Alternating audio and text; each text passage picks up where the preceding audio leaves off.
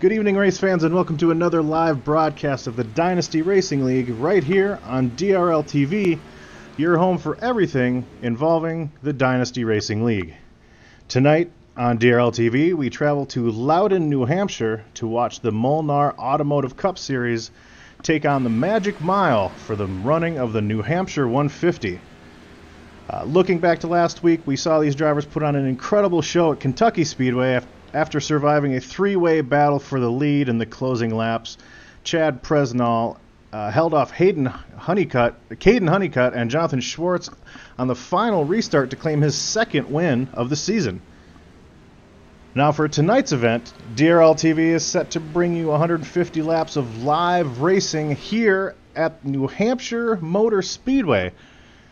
Because it measures in at just over a mile in length, New Hampshire isn't really classified as a short track, but because of its unique characteristics, we are often gifted with short track style racing. Tonight, I am being gifted with two very special guests. Joining me in the booth for the New Hampshire 150 will be Jordan Gonzalez and Ryan Hesgard. Gentlemen, both of you have considerable experience in oval racing and have certainly a fair amount of time here at New Hampshire Motor Speedway. Ryan, what is it about this track that sets it apart from other ovals on the circuit? This track is a finesse track. You have to understand where your braking point is consistently. You have to understand how much throttle you need to get off the corner without plowing the wall down. And you have to do that in traffic. It's very difficult. Yeah, no, absolutely. One of the things that we will talk about later, is the unique racing line that we do have here at New Hampshire. Now, Jordan Gonzalez, again, you are a Molnar Automotive Cup Series competitor, so obviously you're very familiar with these setups with this car. What specific challenges will these drivers see tonight in the A-Class stock car?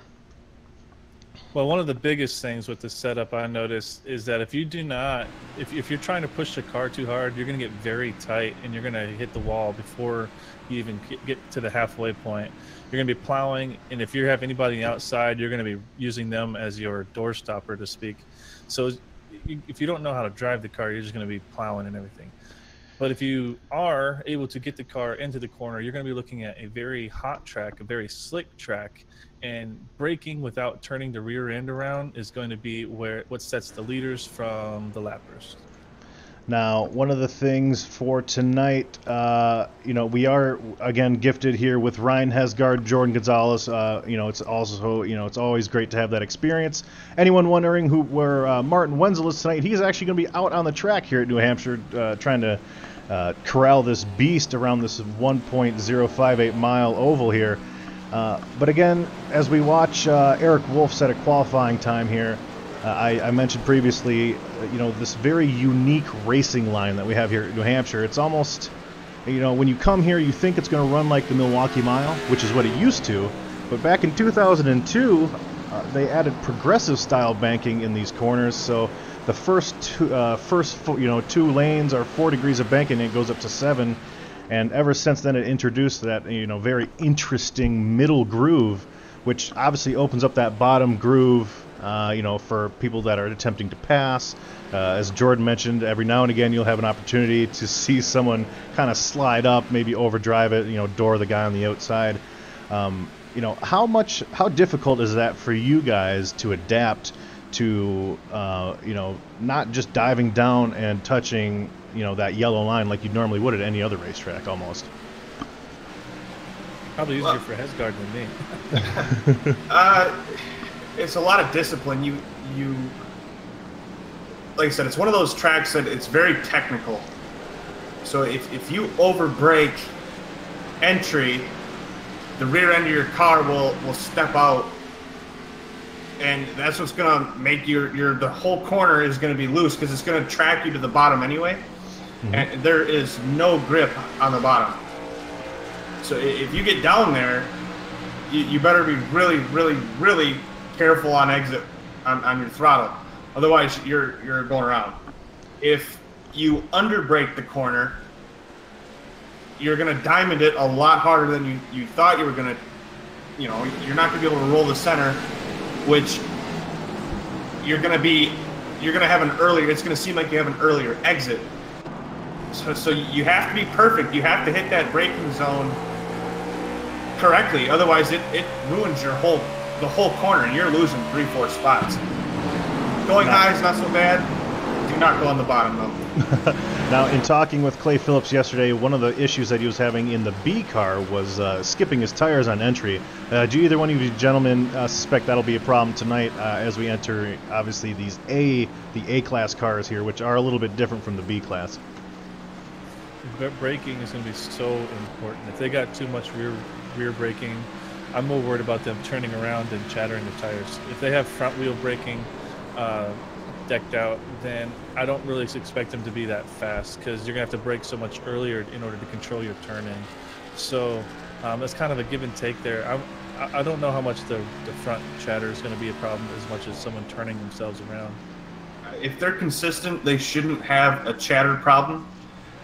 If they're inexperienced and didn't put the laps in this week, look for a lot of over braking and a lot of bumpers hitting the rear end of the car in front. Yeah, no, we did see that last night. There were, obviously within a race there's going to be different strategies. We're going to see some guys kind of taking it easy. Obviously the more important thing, because again I mentioned there is progressive style banking at this racetrack, but it only progresses at a 12% grade from 2 degrees to 7 degrees, which is basically not having any banking at all. So obviously, like the equipment, that right front, it's, some guys are going to be more focused on maybe saving that equipment versus having that fast lap, in the first 5 laps or whatever here. So the different strategies throughout the field here, as it looks like we are going to have about 25 drivers signed up for this event.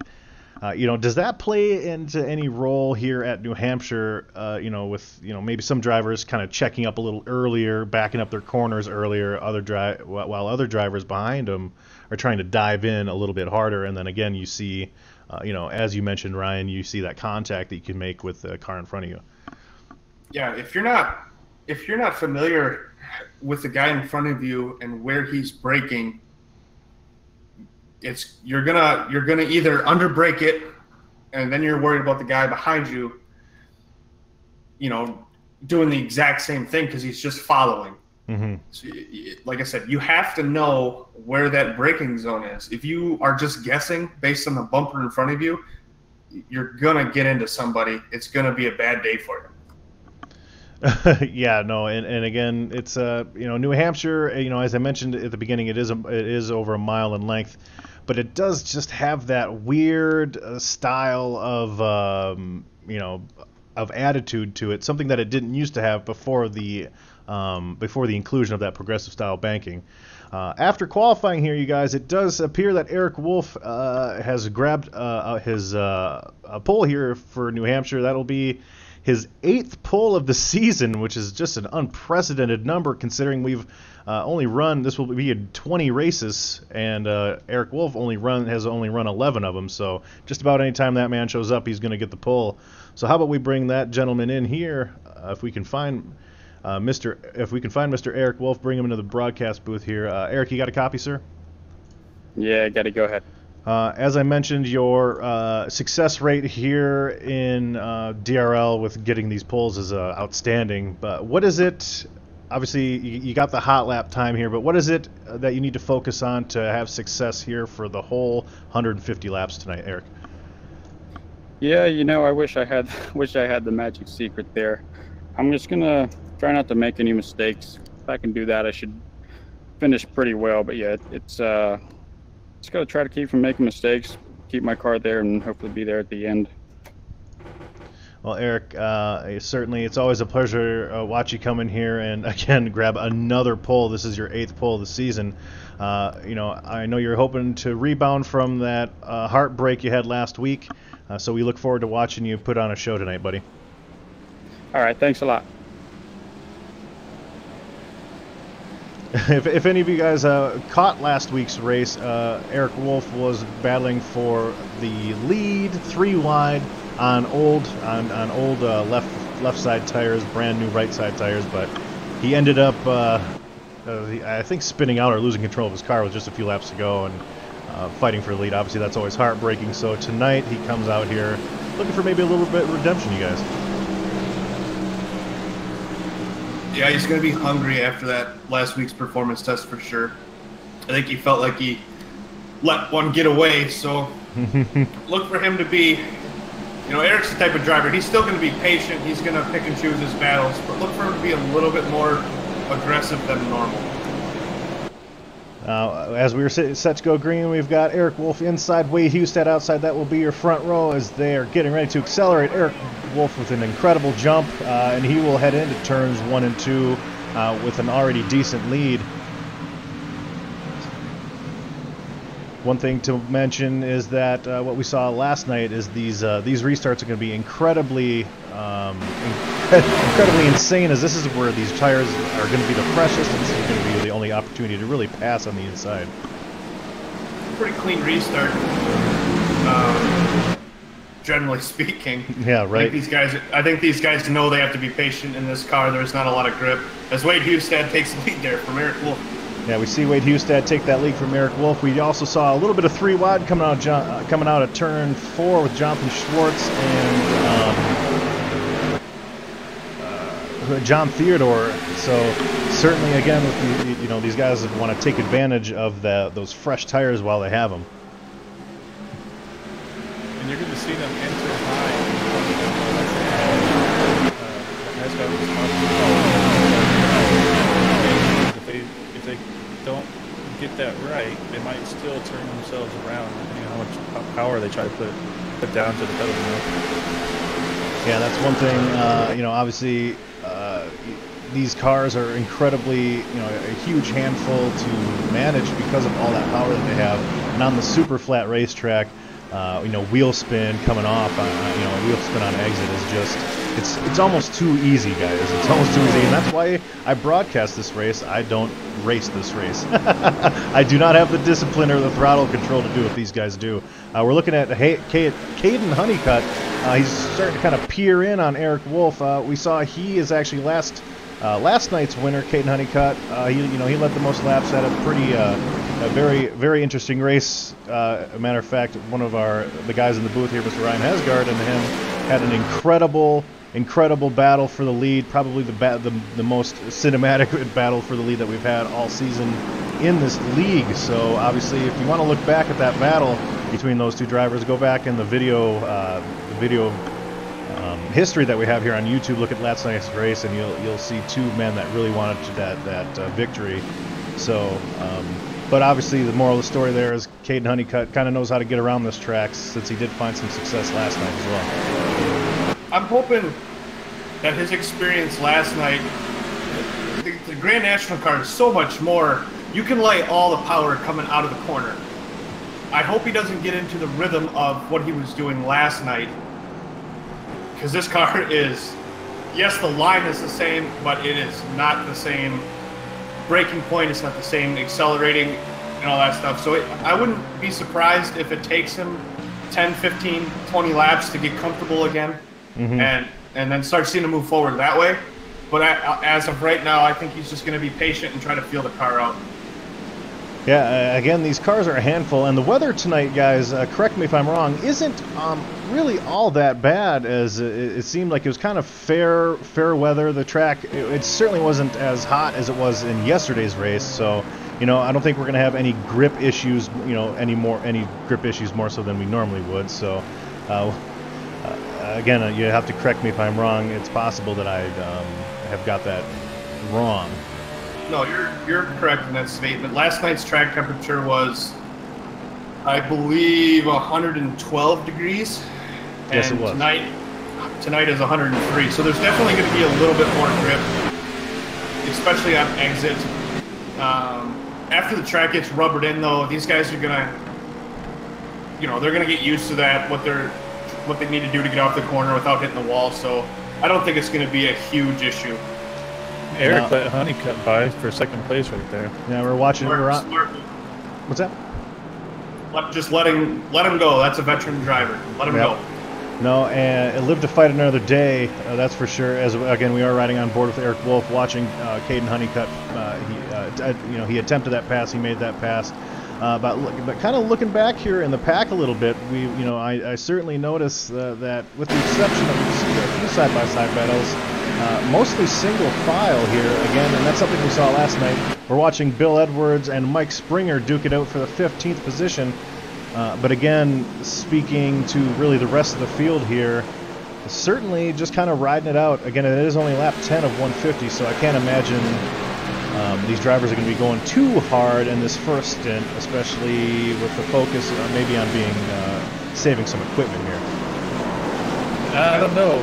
The second place car, Caden, when that last lap, he actually put down a full tenth faster than our leader. This time he was only 200 faster. Now Wade Hustad, just a reminder, is our leader. He does have an 1/8 of a second lead over Caden Honeycutt. We are currently watching this battle with Bill Edwards as he's kind of starting to slide back just a little bit with Aaron James on the inside of him. Yeah, look for tires to start wearing at about, in about 4 laps. You're going to start getting extremely loose. After lap 20, that's when the action will start, I think.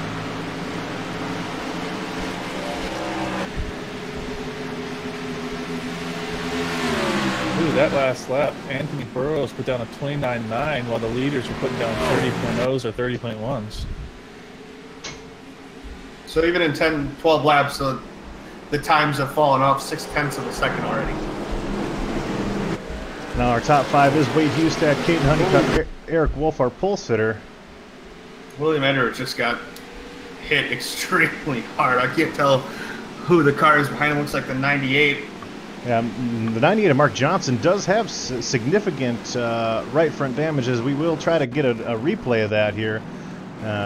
We're on board with Bill Edwards now, exiting turn 2, I believe, and we are looking back at Mark Johnson here as they enter turns 3 and 4, and it's just kind of that situation we talked about earlier. One guy's braking point is a little bit different than what the other driver anticipated. I believe Mark Johnson certainly got the worst out of that deal. It's the guy not watching and learning what the fellow driver is doing in front of him. You might be faster, but you can't run the guy over. That's not the way that you're gonna want to finish your race, and that's not the way you're gonna want to be perceived at the end of the race. Yeah, not at all. But I'm actually looking. Looked like Bill actually allowed Mark back past him for that. Actually. Yeah, Mark Johnson has made that pass. Again, we did see Bill Edwards kind of slide back a little bit again. That could be tire management. It could be just him getting comfortable with this car, a strategy that you guys had just mentioned.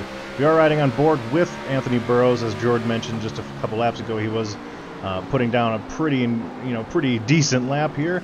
Watching him try to reel in Eric Wolf. In the meantime, Chad Presnell, last week's winner, Kentucky, he is closing in on the bumper of Anthony Burrows, and again, that would be a battle for 5th here between Chad Presnell and Anthony Burrows if that battle ever does come to fruition here.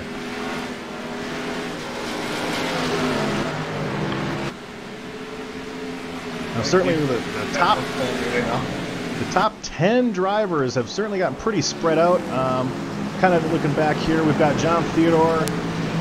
Looking at him, he started 7th. He's currently running 7th. He's one of those guys that he's a very strong driver.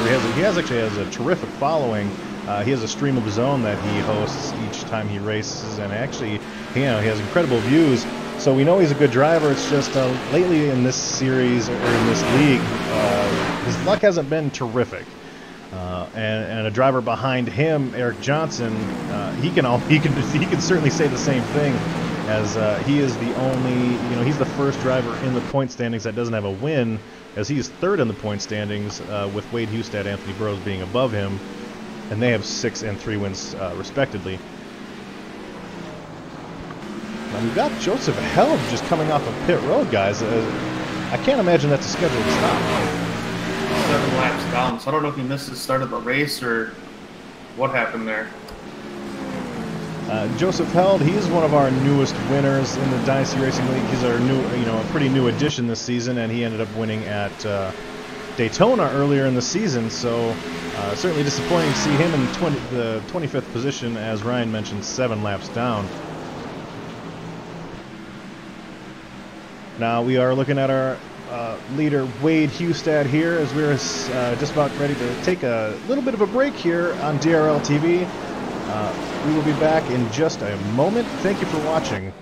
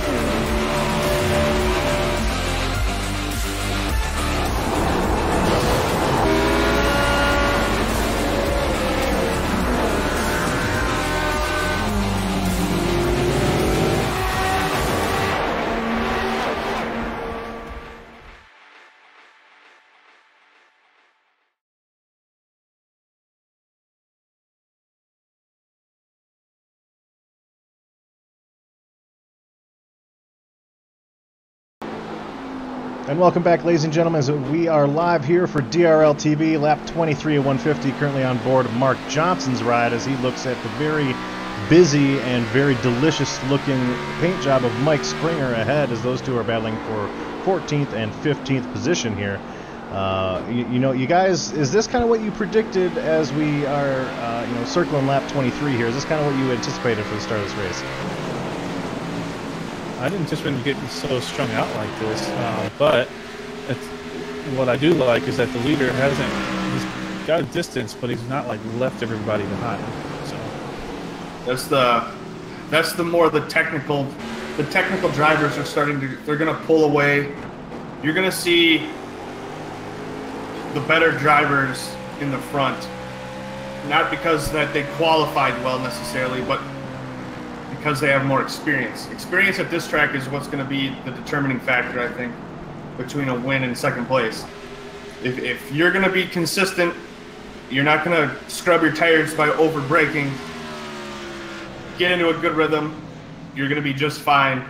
And some of these guys here, you know, towards the back of the pack that don't have the experience, they know what their car does on new tires, they have no idea what their car does after 20 laps. Yeah, certainly trying to watch, go through the pack that we have here. There are a couple guys that I, you know, have found that certainly have a tendency to just do well on these longer runs. Riding on board with David Wright, he's certainly another, you know, he's certainly one of those drivers. We've seen him in other series that we have during the week. You know, he's one of those guys that always comes, you know, kind of shows up, comes out of nowhere because, you know, he just his main focus is on saving his equipment, as he is currently battling Chris Stouffer. Looking here at Mike Springer, it looks like he might have gotten loose or something. He lost a couple positions here, and he's certainly off the pace as you know, he's trying to get back up to speed entering turns 3 and 4 here. Looks like he's over braking the corner a little bit. The rear end of the car is stepping out, which is really messing up his exit speed. He doesn't get the grip that he needs to get the car to cut down and stay right about half throttle or so. Mm-hmm. Here you can see he had a kind of a good corner here. He's going to be able to get right to that light, and he should be under power. I'd like to see him move up about half a lane, and he'll find the grip he needs. Now, quick shout out to our YouTube people, Alan Shorty, Ernesto, and Sophie. Thank you guys for tuning in. And just so you know, Getty, they're saying that some of the drive-by shots drowns out our vocals. Oh, certainly. We can certainly adjust that for sure. Again, one of the things I'm, you know, kind of privy to the old engine sounds here, as we will adjust that ever so slightly. A little bit later, though, just warning those YouTube viewers that when we do a rev it up, I certainly will not. I will not be holding back on the volume knob when it comes to listening to these engines roar. Rev it up. Rev it up. Yeah. I was looking there, and you had shown him a little bit, but Mike Springer actually dropped back 2 positions. Looks like on purpose. Kind of interesting. We're looking back here again at Mike Springer. John Theodore being pressured by Jonathan Schwartz, Eric Johnson, and Thomas Harmon. John Theodore, he has moved up a position since we spoke about him last when he was in 7th. But more impressively, guys, Caden Honeycutt has caught Wade Hustad, and all the top 5 drivers are really kind of driving it all over each other right now. There's really good battles all throughout the top 5. They are, and even in the back of the pack, Chris James just got passed by 2 cars in less than a lap. So there's definitely battles going around here. Yeah, this is definitely that point in the stint here where you're going to have the comers and the goers here. Looking again at this battle for the lead between Wade Hustad, Caden Honeycutt. You'll see, you know, Caden kind of goes high, maybe looking to diamond it off. Doesn't quite get that, make that stick, but you know, how aggressive is Wade going to try to, you know, protect this lead here, or is he going to kind of do what we saw Eric Wolf did earlier and just kind of let him by and then live to fight another day? Certainly, you don't want to put yourself in a situation where you could, you know, receive damage from another vehicle, whether, you know, because they're sliding up or, you know, what have you. I think if Wade gives up that position right now, I think he's losing more than one, because you're not going to want to give it up on the top side. If he goes to the bottom, he's not going to get the run he needs down the backstretch to maintain, and Eric Wolf will then be all over his bumper. We do have Caden Honeycutt again trying to look inside, but with 32 laps on these tires, it is going to be incredibly difficult to get that, to make that pass stick.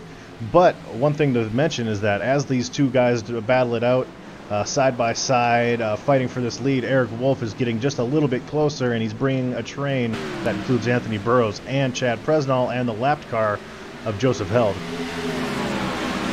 And Eric Wolf and Anthony Burrows actually put down 30.9s that last lap, while Wade and Caden put down 31.0s. So it's kind of interesting how the fastest lap isn't necessarily the leader, even with that clear traffic he's got. Mm-hmm. Hey, Hesgard, what was the fuel mileage with the Xfinity car? What do you think the Cup car is? I think it's probably on a fuel run. I think they can make it in probably 2 stops. We didn't really have to worry about fuel last night, just because we had a long green flag run the first lap, and then we had, you know, if one more caution in there, you want tires anyway. So if this goes green for much longer, I don't think fuel is going to be the issue at all. I think a stop and a half, you're fine on fuel. It's the tires. Tires are gone after 20 laps. Now we're looking at this battle for the lead again, but also one thing to note, looking out the windshield of Wade Hustad, it won't be long before these lead cars approach some lap traffic. So, you know, you can always consider them the wild card, as these cars that are, you know, getting ready to be a lap down, they're not getting ready to be put a lap down because they're handling so well. Normally, it's drivers that are just, you know, struggling with the racetrack, and at a one-groove racetrack here at New Hampshire, very, very hard to navigate that traffic. Absolutely, and I still want to point out that 3rd and 4th are still putting down a little faster laps than our leaders here. Well, and you can tell Caden Honeycutt has obviously adjusted his line. He's letting it slide up a little bit more in center, trying to get that drive straight off. You know, we got someone spinning on the backstretch. A 75 of William Edwards. 75 of William Edwards does have considerable front end damage here, as he will park on the track and tow it out. No caution, as we will go instant replay here. Looking here at Bill Edwards, yeah, very unfortunate there. A little bit of handling issues as he gets loose off of turn 2 following Mike Springer. And that will be Bill's day, for at least for now. Yeah, Bill's got nothing to... He's not a normal Cup Series driver, so good effort by Bill. Little aggressive on the throttle. Ends his day early. Now, as we were mentioning, watching Caden Honeycutt try to get that drive off of these corners to compensate for Wade Hustad's drive that he's going to get on the high side here. Again, you see him kind of go up in the center, and he's going to try to drive straight off, but it just, right now, Wade Hustad, you know, he has enough here that he's holding him off. But as we mentioned, and as Jordan has mentioned, Eric Wolf and Anthony Burrows, Chad Presnall, they are right behind all these drivers here. So this is an incredible battle for the top 5. Did you see Caden get loose there? Yeah, yeah, he's definitely wheeling this thing. He also has a little bit of right front damage here as well from giving that little outside wall a little smoochy poo on the way by here. The only way that I think Honeycutt is going to get around Wade is to force Wade Hustad into a mistake, which is going to be a task in itself. No, we're actually watching. Sorry. He needs to back the corner up to get that run and get his car in we got a caution. We do have a caution. It looks like Jonathan Schwartz has spun on the front stretch as Anthony Burrows was trying to attempt to pass on Eric Wolf. And we saw Jonathan Schwartz, if this is going to be him getting loose off of turn 4 here, we kind of saw that a little bit in practice. He gets loose, and it looks like Thomas Harmon's actually going to catch just a little bit of damage from that, as we're going to ride again on board here with Thomas Harmon. We're going to watch him exit turn 4 here. You see Jonathan Schwartz just in front of him. Nowhere to go once he got in the wall. Yeah, Jonathan Schwartz does, he does a terrific job to try to gather it back up. But again, once you lose grip on those rear tires, I mean, that's, that's you're losing control of 900, almost 900 horsepower.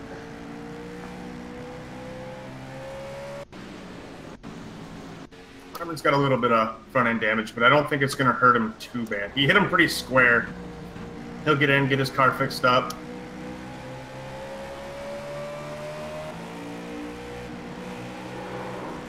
Now, what I was mentioning is that we saw, obviously it was very memorable for me because Jonathan Schwartz is a very incredible, race car driver, one of the best that we have in this series, in this league. And I did see him get loose a lot off of turn 4. It seemed like turn 4 kind of was, almost lost to him. He wasn't sure on how to maneuver it, but these pit stops here, again, we've seen this clean air be very important, so these pit stops are going to be very important here. I'm looking for everybody to go full 4 tires and a full tank of gas here. Pretty standard stuff. I think a lot of these guys are going to learn what their left sides did. I wouldn't be surprised if you see some guys in the back try to take 2 just to see what it's going to do. Mm-hmm. It might be a little too early for that, though. But it's good to know early as opposed to 30 to go. Yeah, no, that's absolutely correct. I mean, if you're going to try to, try something, and it doesn't quite work out, you do have 110 laps to make up for that mistake if it ends up being one here. Anthony Burrows ends up beating out Wade Hustad and Caden Honeycutt. Wade Hustad drops from 1st to 3rd. Anthony Burrows goes from 4th to 1st. Eric Wolf stays the same. Eric Johnson will be now rounding out your top 5 here as. Certainly a good shuffling of the top 5, with John Theodore still 6th, Thomas Harmon in 7th, and David Wright, one of the guys that we've talked about, moving up through the field. He is now up to 8th. So good movement up here up front on that pit stop. What happened to Chad Presnall?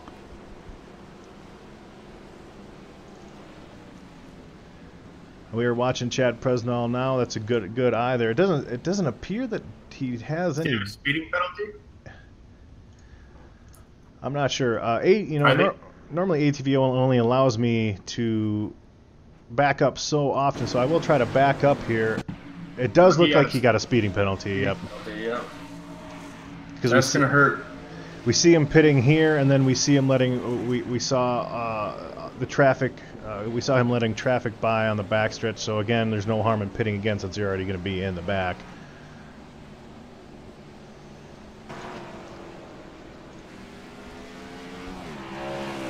Again, I'd like to thank everybody for tuning in. Appreciate you guys. We are sponsored by Fastlane. Shout out to Fastlane for everything to do for the Cup Series. Appreciate you guys for tuning in. You're watching DRL TV here today. Yeah, and just a reminder here, we do have the New Hampshire 150 live currently. Now, the next race that we will see, again, will be next week at Pocono Raceway. Kind of another one of those weird racetracks where You know, you got to certainly put in some laps there. Each one of those 3 corners are very, very different. That'll be broadcasted by myself and most likely Martin Wenzel. Again, that'll be July 31st, which will be next Tuesday. And then tomorrow night, you guys, Eldora is going to be getting visited from the Dynasty Racing League, as we will bring our Winona Road Truck Series for 75 laps there tomorrow. That'll be broadcasted by David Wellborn. A lot of guys are coming in there with some confidence. A lot of guys are going into that race, you know, certainly a little weary of, you know, driving a 600 or 500 horsepower truck on dirt. As the lights do go off on this pace car, though, Jordan, what do you expect to see kind of out of this next little stint here? Well, hopefully, since that was just basically a mistake, hopefully we're going to get a much longer green flag run, even green flag pit stops. They're definitely very patient. It's just a matter if track position matters. So are they going to try to get it on the start and dive into turn 1? It might be too early for that aggressiveness, but I wouldn't put past some folks to do it, you know. Now, you know, how about, gentlemen, how about we try to rev it up and show those YouTube viewers how loud I can actually get this thing going, huh? All right. Do it.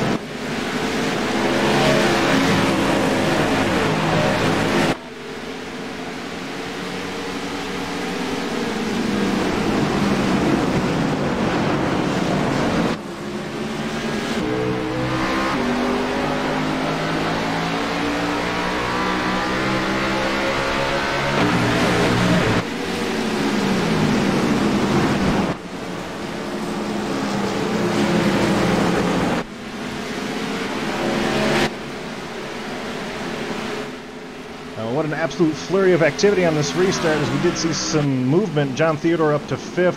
Anthony Burrows holding off Caden Honeycutt for that, you know, those front 2 spots here. But otherwise, you know, after some very interesting side-by-side battles, it certainly seemed as if, you know, these guys kind of go back to single file. And single file is going to be where it's at, especially when you just want to click off some laps. This does look like it's tending to be a one-groove track, though, unfortunately. Yeah, New Hampshire, even with the addition of the progressive style banking in 2002, it stayed a one-groove racetrack, which it was before, you know, in the 90s when it was introduced to stock car racing. But instead, that one groove has been pushed up about 16 feet, about 2 lanes up, and again, that has introduced this short track style racing to New Hampshire, which it didn't have before. You know, opening those bottom 2 lanes up for you know, drivers attempting to pass. Incredible run right now by Anthony Burrows, as he does have just pulled out to over a second lead over Caden Honeycutt here.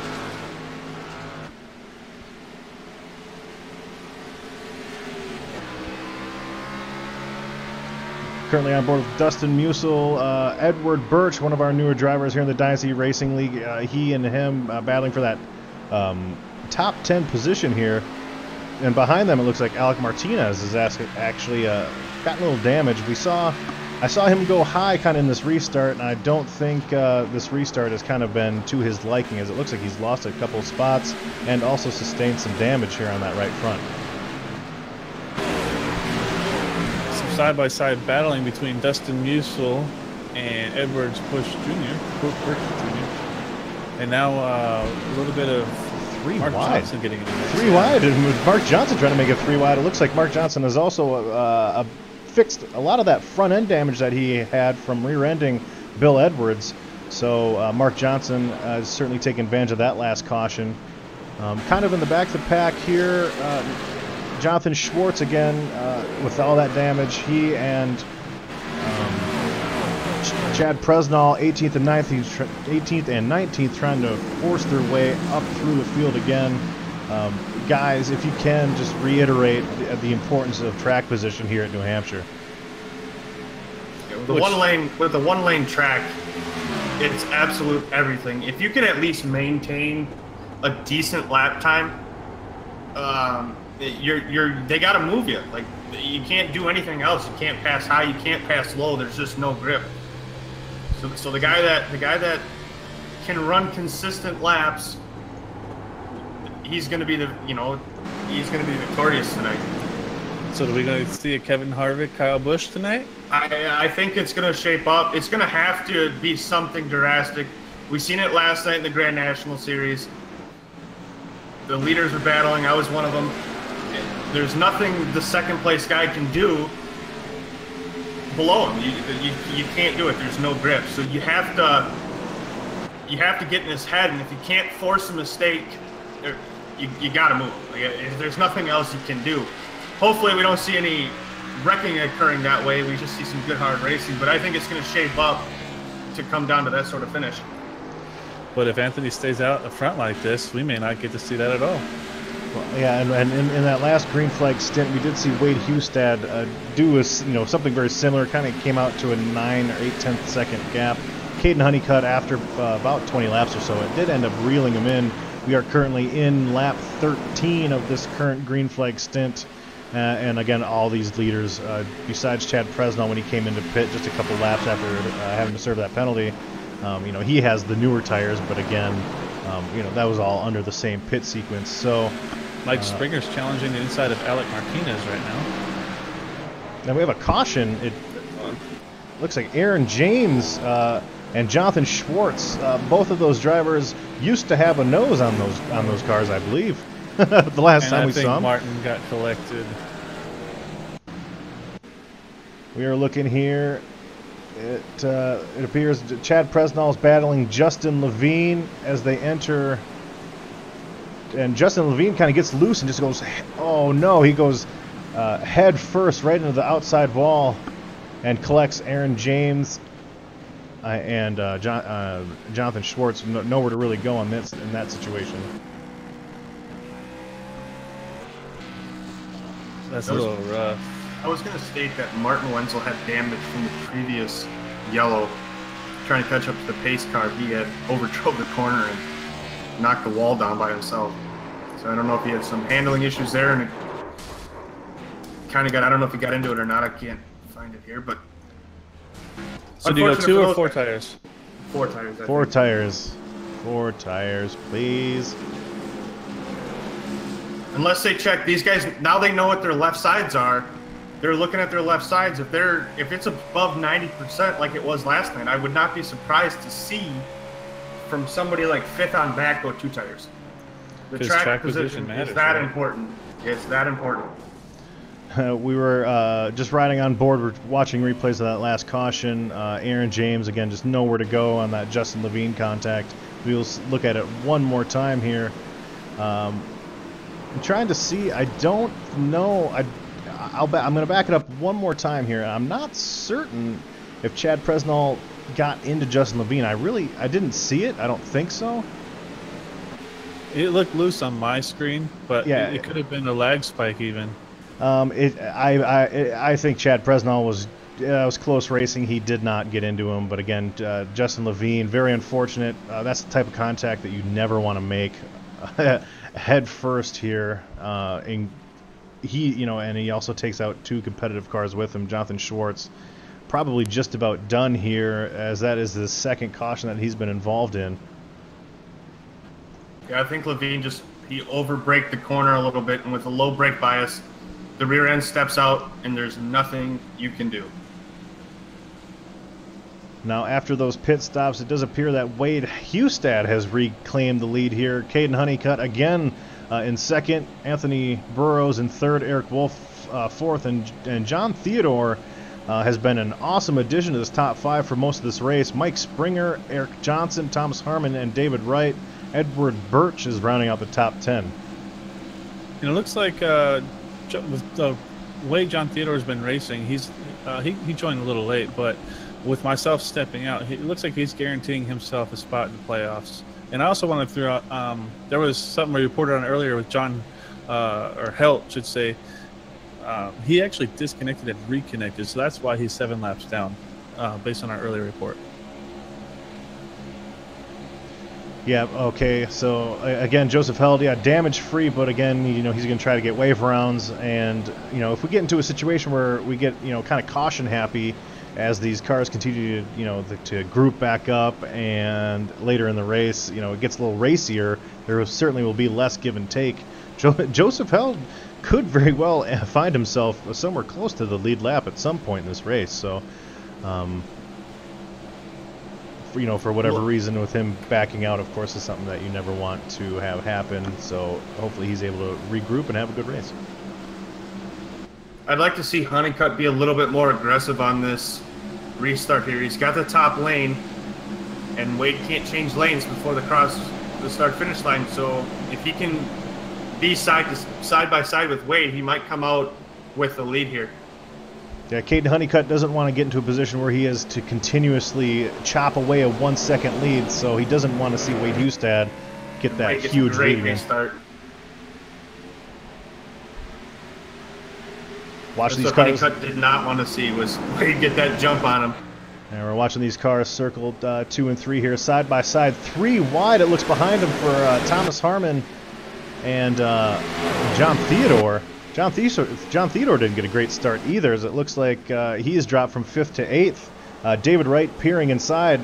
This is an incredibly huge cluster of cars here. Chad Presnell behind him. Mike Springer and Eric Wolf battling it up here for 4th and 5th. I thought they were going to wreck on that backstretch after the restart. And Chris Stouffer looking inside again. It's so close. For at least a second, these cars get almost 3 wide while they're rolling through the center of these corners, and then obviously on exit, people have different, they pick up the throttle at different points. But this battle right now between John Theodore, Chris Stouffer, Dustin Musil, Mark Johnson, and Chad Presnall, who again, door to door between Dustin Musil and Mark Johnson. We are watching that battle right now. Even John Theodore and Chris Stouffer having a nice battle. Looks like Musil kind of backs out a little bit, maybe. Ooh, Theodore's turned. He's going to take Mark Johnson with him on the infield here. Not sure if... Oh, what a save. What a save by Mark Johnson. That car was gone. We were watching that battle live, and, incredible driving by those guys. Mark Johnson stopped there on the back stretch to help pull out that caution there, but that was definitely an interesting little spin there.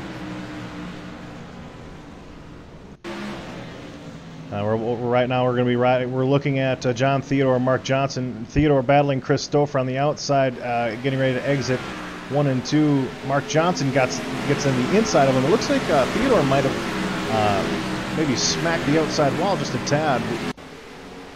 He definitely did. I can hear the contact on my side. Yeah, if you can hear it, then it's real. Riding on board here with John Theodore. Yep, it definitely makes contact. Mark Johnson nowhere to go. John Theodore also did a great job of, the damage that he received hitting the wall and making contact with Mark Johnson is the only damage that he got. And obviously you can attribute that to the lower speeds that they have here at New Hampshire, but a great driving by those guys. That was incredible battles that we had on that restart. And again, we're getting, hopefully this isn't a trend, but we might be getting into that situation where, we get a couple cautions here, cautions breeding other cautions, but it looks like most of the top 10 drivers all are on the tire strategy that involves them having 7 laps on their tire. Wade Hustad was the first one to pit. He brought Caden Honeycutt, Eric Johnson, Thomas Harmon down with him, so Wade Hustad will restart in 11th spot, but he will have fresh tires. I think they were trying to play the game there. If Burrows would have pit, I think you would have seen 2 tires from everybody, but because he didn't, Wade's going to have to be extremely patient now with that top line not being able to pass. It's going to be interesting, that's for sure. One interesting thing is right now the top 5 is comprised of all new drivers. Chad Presnall, again by virtue of staying out, has found himself back in the top 5. But we see right now, because of the different tire strategy, we see names up here in the top 5, top 10 that we don't often see. So, is that going to cause any issues? Obviously, there is a little bit of a, there's going to be a little bit of a skill level difference between some of these drivers in the top 10, and obviously Wade, Caden, and Eric, who are going to be chasing these drivers, trying to get by them on fresh tires. Yeah, I'm not sure how this is going to play out. I think this top 5, they're going to get strung out single file again. With Wade being back in traffic and as fast as he is right now, he's going to have to demonstrate an incredible amount of patience to navigate his way back up to the field. Luckily for him, if we have a quick caution, he'll get his track position right back because he will have fresher tires. So we have about 90 or so laps left. Can they make that on fuel, or they still have to stop one more time? I imagine they would have to stop one more time for gas, and obviously, if it goes green the rest of the way, you'd probably want to split that in half. It seems like I'm not the best at strategy, but I don't know. That just seems like what kind of the most common thing that you see. Yeah, I mean, if it went green the rest of the way, based on what last night's race was, I didn't pay attention to the field. I didn't have to. I think they're going to be needing one more stop. Again, don't quote me on that. I have a feeling, though, if we do get a long run, you're going to see those faster guys start to get a little bit more aggressive, and the slower guys are going to lose their grip. I don't think the cautions are done yet. I think fuel is going to be just fine. As they're getting ready to go green here, quick shout out to Chris James. He was just about a lap down a few laps ago. Now he's up in 7th spot. So again, he's got Wade Hustad behind him here. Another great jump by Burrows. Chad Bresnell sticking it in 3 wide. We got 3 wide for second, 3 wide behind them. Incredible 3 wide. Chris James in the middle, Wade Hustad on the bottom.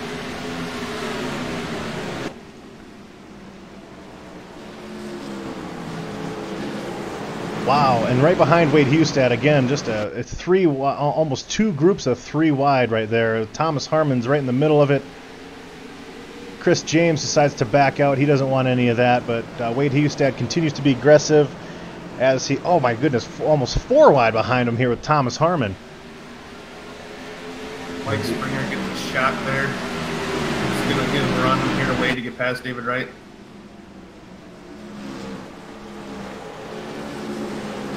I mean, and one thing we haven't said about New Hampshire is that these corners, they're so wide. I almost have to use blimp cam to watch these 3 and 4 wide battles, because of the wideness of New Hampshire. And we kind of saw it last week at Kentucky also. Caden almost got challenged on the outside there in turn 1 right now. Now he's challenging on the inside at 12 of Mike Springer. It seemed, Caden Honeycutt and David Wright were really, really close there. It almost looked like there was going to be a situation there where there was going to be contact made. And Mike Springer kind of gets squished there by Dustin Musil, and he will scrub the wall just a little bit. We saw Eric Johnson jet way down just, as a way to try to avoid any potential caution there.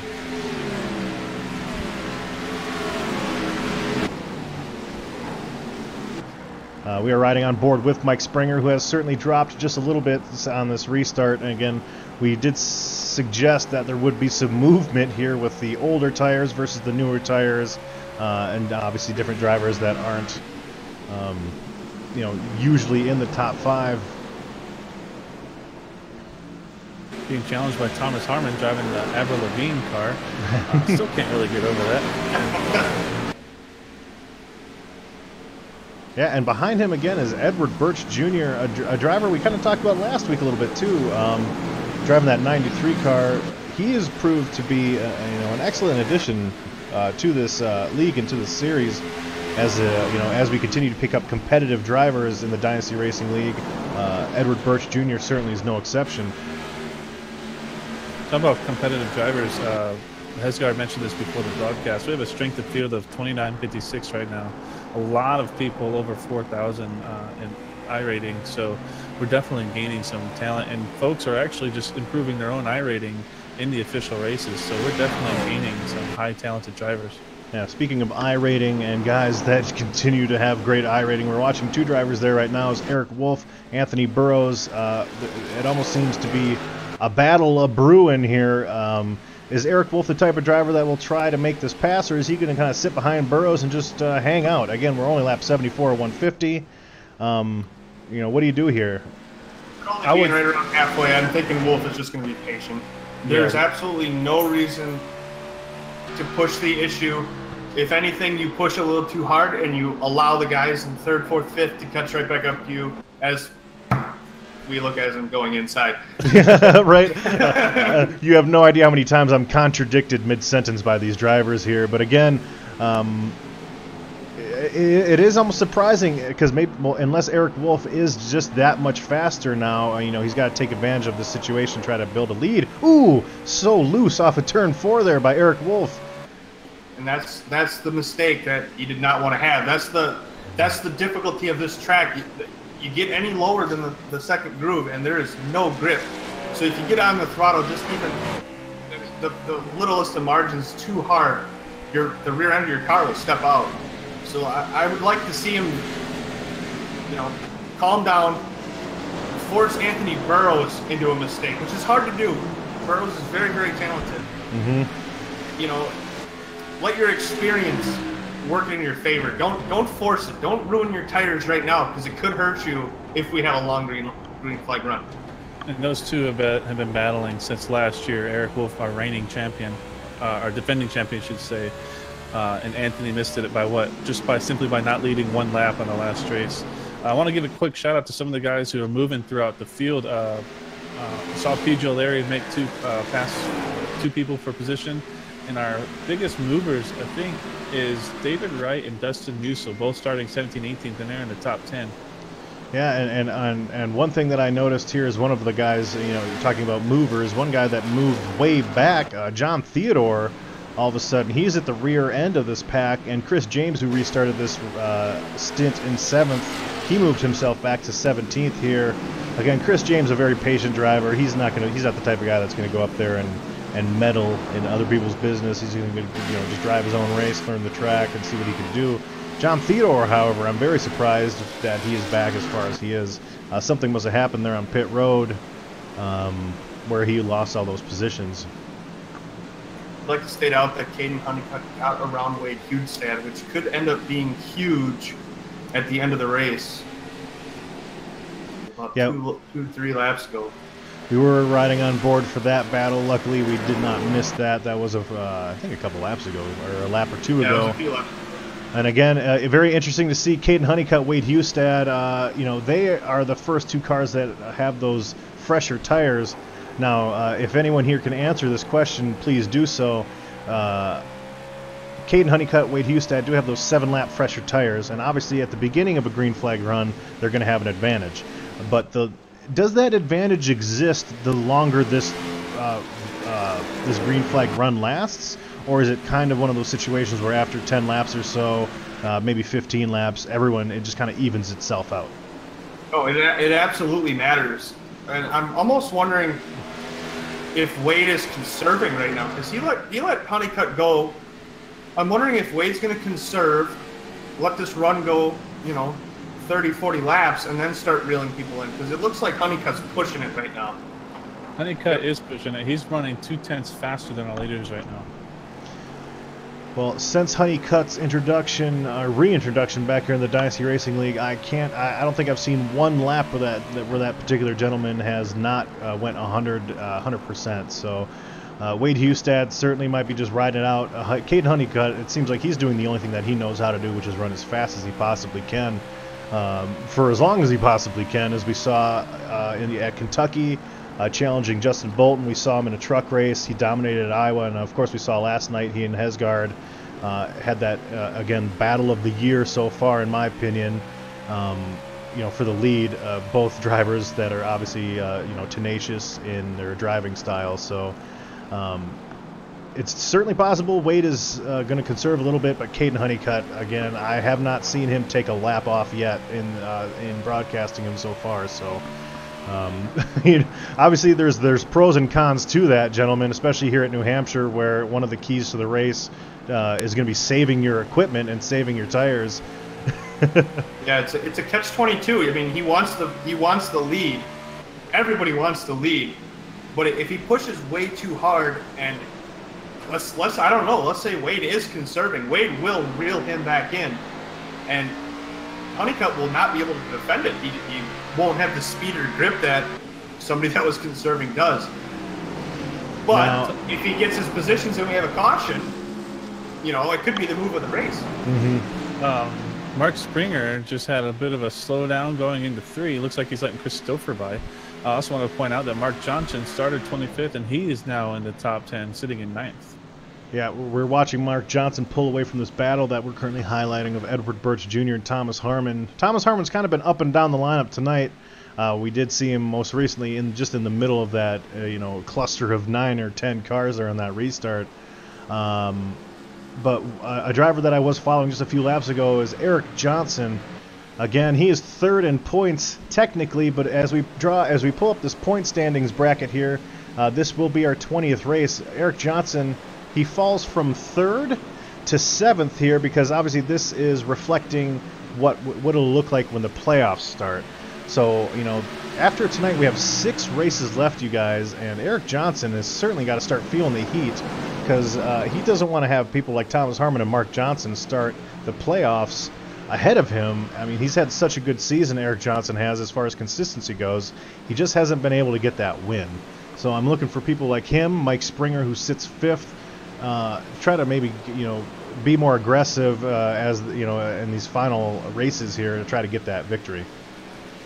We're over halfway. Who do you guys think is going to pull out with the victory today? It's so hard to say because everything's situational. We've seen Presnall, a very fast car, just go a little too fast on pit road.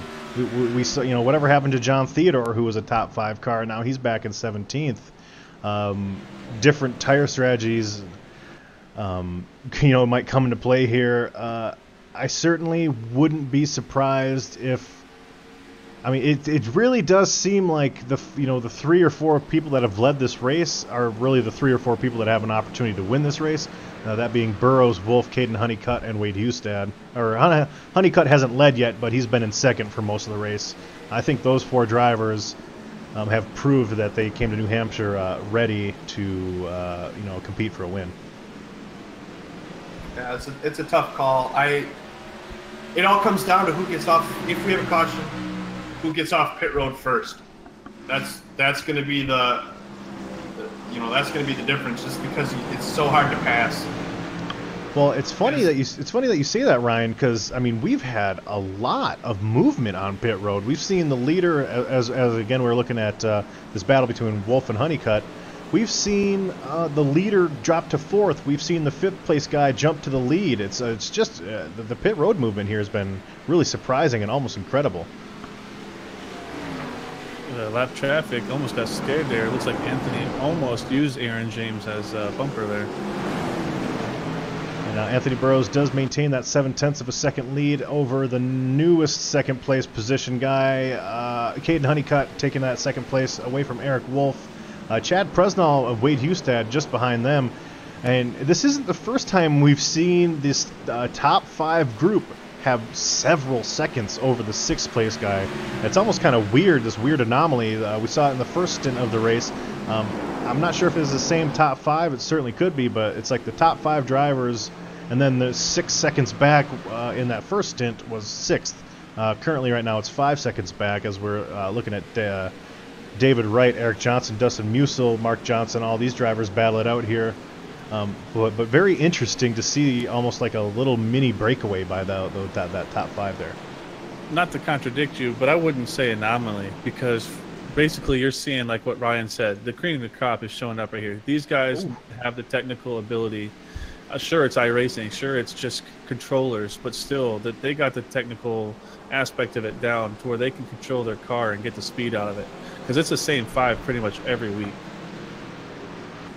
Yeah, no, certainly that's true, but to see those 5 cars break away from the rest of the pack, it's just, for me, it just seems to be certainly weird. Jordan, though, as you were speaking there, we saw Edward Birch hit the wall. We saw Dustin Musil with an incredible save. And, you know,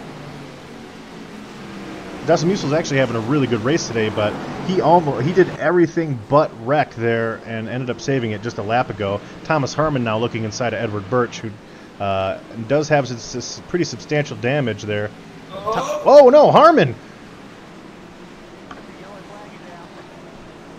That was very, very weird. I'm not sure. We were riding with that live. It seemed like Harmon, I don't know if that was a connection issue. That looked incredibly weird. Again, correct me if I'm wrong, but we're going to ride on board with Thomas Harmon here on the exit of 3, trying to get past Edward Birch, around the exit of 4.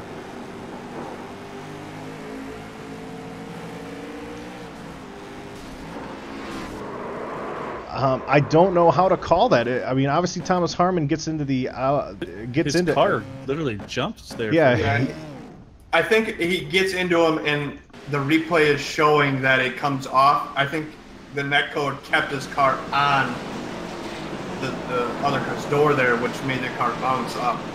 Again, we watch them on the exit of turn 4 here. It's very obvious they make contact. They make contact again, and then Harmon's car hops, and all of a sudden just beelines it right to the outside wall, and Dustin Musil does get a little bit of damage here, but Thomas Harmon, who had been having an okay race, certainly not his best performance, certainly not his worst, you know, kind of hanging around there in that top 10, this is going to make achieving a top 10 much more difficult, as he joins that group of 3 or 4 guys in the back that just don't have a nose, that don't have a nose on their car anymore. Modified award, Derek Pemberton.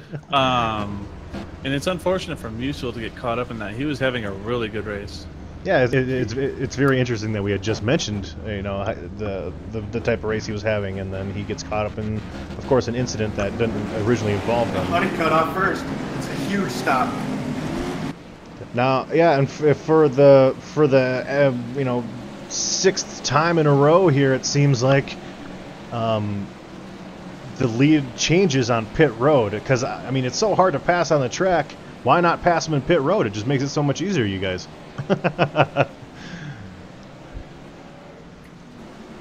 That's a huge stop by Caden there. He comes off in 2nd. Again, he's probably riding around in 2nd for the next 30 laps. But now that he's got the lead, he's been one of the fastest cars consistently on a longer run. We'll see what he does here with Burrows right behind him. Now, real quick here, we are going to take a quick commercial break, you guys, and come back and probably bring you all the way up to the conclusion and including post-race coverage here of the New Hampshire 150. You're currently watching DRL TV. We will be right back.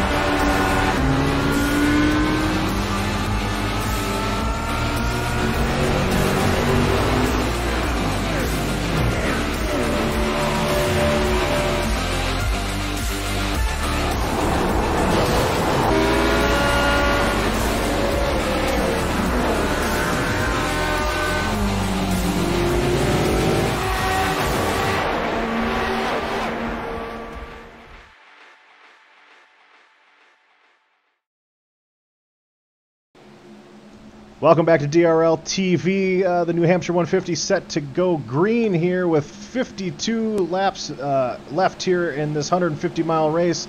Caden Honeycutt getting this win here, or getting the lead off pit road. We'll see what our newest leader here, see what he can do with a little bit of fresh air here on this restart, you guys.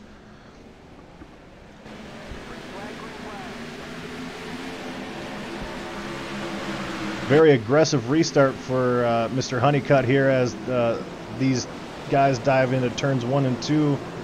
And again, every restart has been just an absolute mess of cars, especially behind these top 5. Wade Hustad, Eric Wolf almost getting to each other there.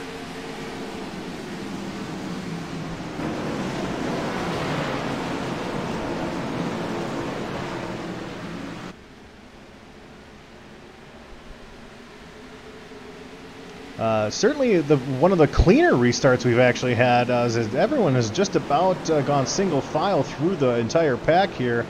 But we do have a battle in the top 3 here with Eric Wolf trying to pass Chad Presnall.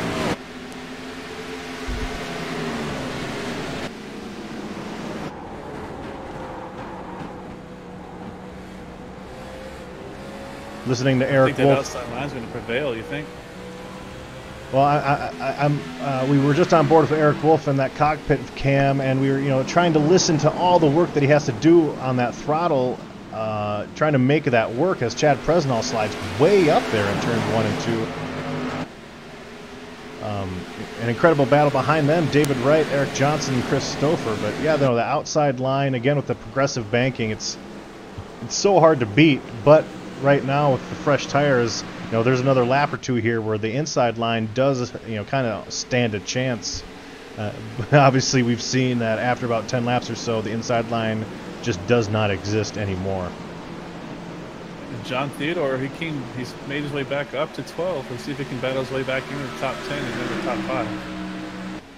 Now, bringing up the point standings, that would be huge for John Theodore, who sits 14th. He certainly needs a good race here. He doesn't want to... he doesn't really want to have to start sweating bullets here as he's trying to stay in playoff contention here. But yeah, again, all the way back to John Theodore and Mike Springer, it's completely single file with almost a 2/10 gap in between every single car here. That does include Caden Honeycutt, our leader, and Anthony Burrows. We've seen the leader kind of get out to a decent lead on these restarts, but Anthony Burrows certainly not letting Honeycutt get away this time. Mark Johnson's made his way to the top 6. He is now the highest mover in the race right now. Now, gentlemen, very interesting. I did notice last night in the B Series, as we were watching a great side-by-side battle for second place, and Eric Wolf decides better of it.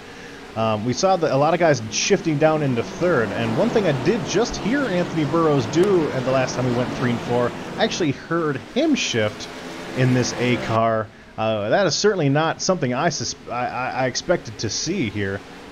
Is that something that you guys maybe were aware of as far as these A cars here? Yeah, it's right on third gear. Is right on the. How can I word this? When you roll the center here, the RPMs in fourth gear drop down so low that you can downshift to 3 and get a decent enough pull before the exit of the corner, and you can upshift and have a good run going down the back. Everybody was doing it last night. It helped roll the center of your car. It helped point the nose a little better for that spike in RPMs. I don't know if they're going to continue to do it. We haven't really had a super long green flag run yet. Lead. Burrows needs to be aggressive here. He needs to get it while his tires are slightly fresh. But back to what I was saying, I think if they go too long, the downshifting to third, I think that could hurt them. It could get that RPM spike too high. It could spin them out. Now riding on board with Honeycutt, looking back at Burrows, one of the problems that Burrows will face here in trying the side-by-side battle to get the lead is you're going to have Eric Wolf. Obviously, you go slower when you're side-by-side battling it out. You're going to have Eric Wolf, Chad you're Presnall. cutting in and out. Not sure if it's your gate. Oh, sorry. One of the issues that we will see with Anthony Burrows battling for the lead is as you go side by side with another car, it slows you down, which will it brings Eric Wolf, Chad Presnell, and Wade Hustad all back, right to your rear bumper, which certainly, we're starting to see these top 5 kind of break away again. So you want to challenge for the lead, but again, you don't want to put yourself in a situation where you could lose a position either.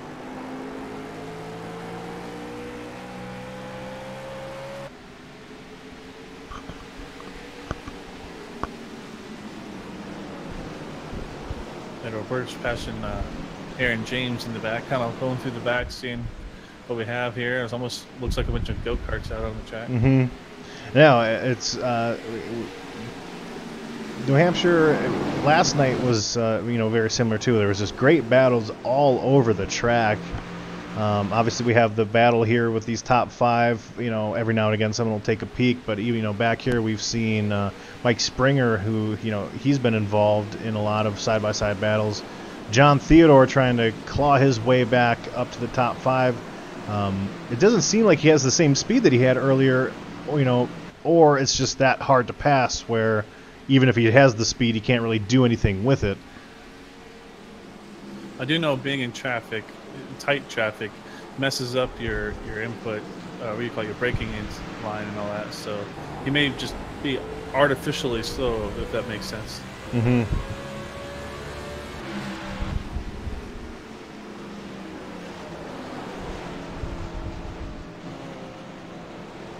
Everyone's pretty much single file on. Yeah, single file on back. Again, we're going to put our attention back up here to the top 5. Very close racing up here. Wade Hustad still in 5th. And even with 40 laps to go, Wade Hustad's got to know that it's going to take a long time to pass 3 or 4 cars. So if he's going to start chewing, if he's going to start trying to get this lead, he kind of has to start working at it right now. Just knowing how long it takes to pass a car here.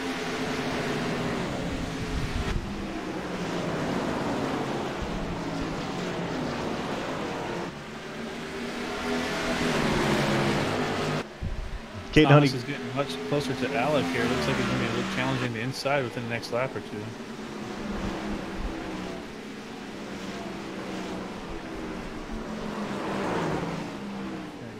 Alex coming up on Musil. And again, this battle is for the battle of the top 10 here. Springer looking inside of Theodore here. Alec Martinez again. He's another newer driver that we have here, having a decent day here. I would certainly say, battling for a top 10 spot. Again, Musil having just a great run. Christopher, Eric Johnson, those 2 drivers, we've seen them in a couple battles, but they've just been kind of quietly minding their own. And right now, just David Wright and Mark Johnson really having really, really great runs right now. I think Wade Hustad heard you. He just passed Chad Presnell for 4th. Well, I mean, it kind of makes sense what I said, especially considering the caliber of driver that he's got to pass. He's got to pass a defending champion. He's got to pass a guy who's won 6 races this year, and he's got to pass the hottest driver in the Dynasty Racing League right now in Caden Honeycutt. So, Wade Hustad, good luck, buddy. better him than me, I suppose. I noticed though that Caden hasn't quite been able to get out to the lead that Eric and Anthony have. So I'm curious how much they're holding back. Yeah, no, it's as we've mentioned a couple times, we do see that leader creep out to a big lead, but of course we saw that when Caden Honeycutt was in 2nd place most of the time. It seemed to be the theme there. But then again, after 20 laps or so, Caden's car either kicked in or he actually started pushing or something like that. But that was at the beginning of a race. Here, as this race begins to wind down, I certainly wouldn't expect anybody to really be taking it easy per se. And it looks like Musil does make that pass, or he is maintained that 10th place over Alec Martinez.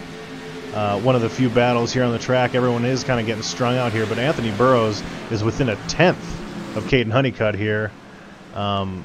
if you're Anthony Burrows, do you just kind of wait for Caden Honeycutt to make a mistake? I know we say that's a common tactic, but you know, these top 5 drivers here, they just don't make mistakes that often. I mean, you got to be as close as you can, so the guy in front of you, his mirror is full. He knows that you can just ignore it and, you know, run the line. That's easy. That's easier said than done, because it's visibly on your, you know, right on your windshield. You can see it, so it's extremely hard to do. You see the guys that can ignore it the best seem to be able to hold on to the lead better than the rest. So I think Burrows is going to have to get extremely aggressive to be able to do anything on the racetrack. Now, that's not saying we get another caution and he beats him off pit road, but I think it's a little too early still to force any type of beating and banging or anything like that. Wade Hustad gets extremely loose out of 4 there. Martin's in the pits right now.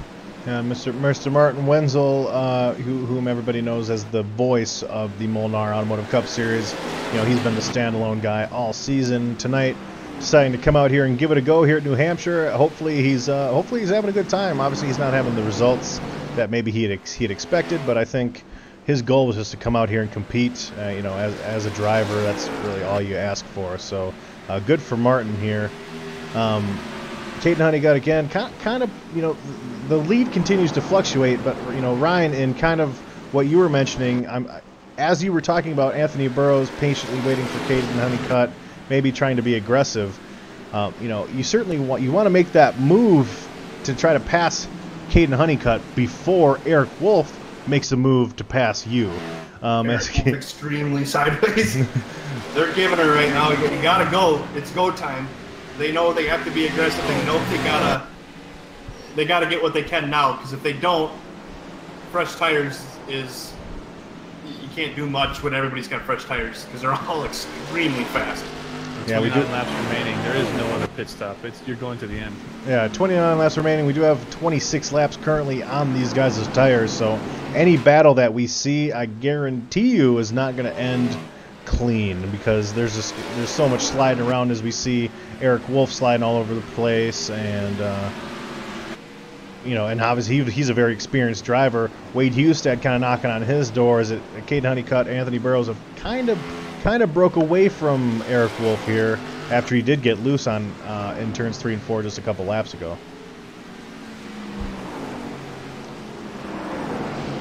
Now, before we get into the thick of it here, I'd just like to remind all the viewers on YouTube that Dynasty Racing League DRL TV hosts or streams every week of almost 10 plus hours of live racing between the 4 series that we run. So if you are a fan of good competitive live commentary and racing, or if you're a fan of a specific driver that you see here tonight, make sure that you hit the subscribe button. Make sure that you hit the notification icon there. That way, anytime we go live, you'll be notified, and you can come in and see how the Dynasty Racing League is doing. So, Anthony Burrows and Aaron James almost kind of had a situation there. That'll cost Anthony Burrows a 10th or 2 at least.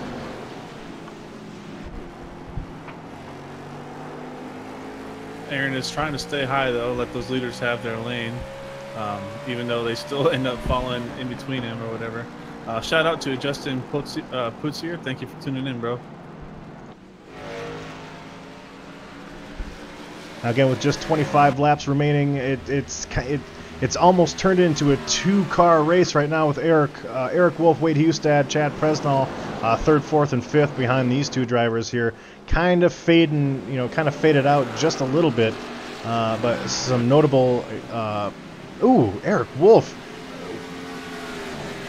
Even there's a dooring between Mike Springer and John Theodore. Not any serious, but Eric Wolf is officially out of tread on those tires. Again, we're gonna go back and replay what happened to Eric Wolf here, coming off of turns 1 and 2 here. Looking at Eric Wolf, we're gonna go on board with him right now.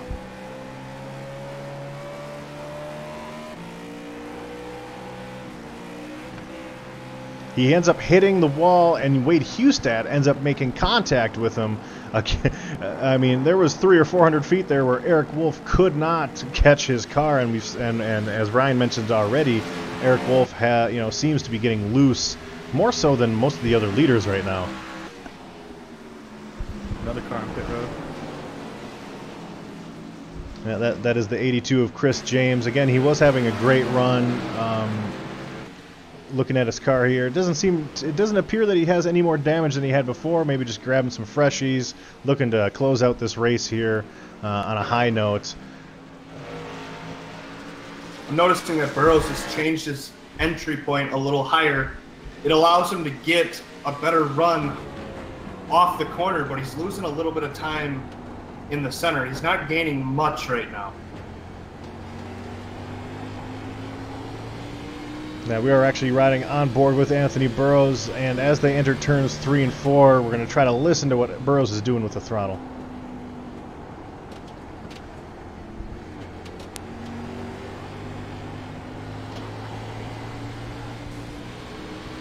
Oh, we actually might have heard him just smooch the wall there just a tad here. But Anthony Burrows, again, the throttle control here, because you're basically, you let off the throttle, you apply the brake, and then you don't hit the throttle again for what seems to be an eternity almost, obviously as you're hitting it on exit. And then you add the fact they have 34 laps of tire wear here. That's going to exaggerate any issues that he might be having here in trying to catch Caden Honeycutt. And of course, he's also battling a lap car of Chris James right now, which doesn't help the situation. And Chris James, I think, just pitted, so he's going to have, he's got 3 laps on his tires, so he's definitely going to have faster tires than these guys.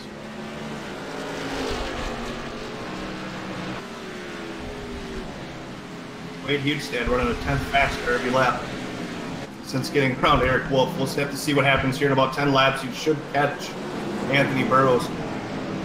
Now, it's very interesting to see their lines into, going into 3 and 4, as you kind of mentioned that they were changing lines. They are going incredibly high now. They're almost going up into that granite surface there. That's, the 4th and 5th lane here now.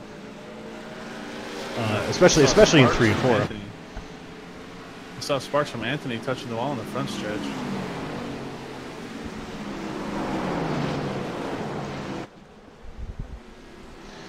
Again, right now, Anthony Burrows, he has 6 wins on the season. Caden Honeycutt has absolutely 0. Caden Honeycutt could become our 10th winner that we have this season in 20 races, which again is, that's certainly the type of parity that you look for. But Caden Honeycutt, I mean, he's being chased by the best right now, and he's currently kind of getting the best of Anthony Burrows.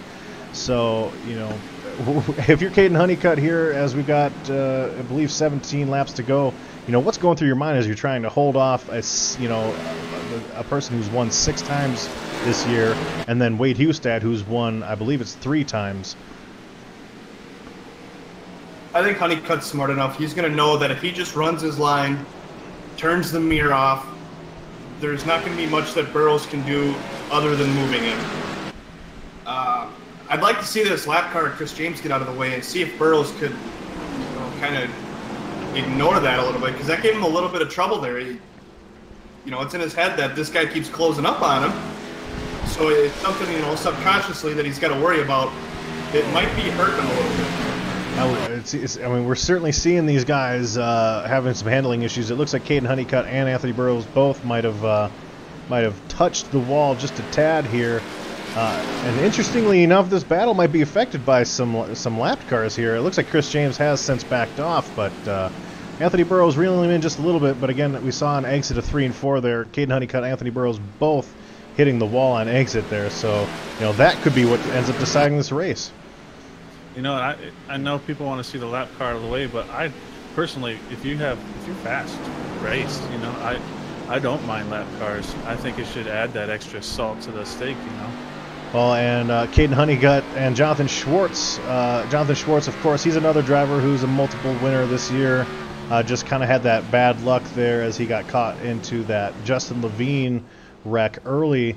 But Caden Honeycutt and Jonathan Schwartz actually were kind of going door to door there for just a second. And yeah, of course, lap cars, they do add that that certain effect that maybe these leaders don't appreciate, but as a fan, I certainly appreciate.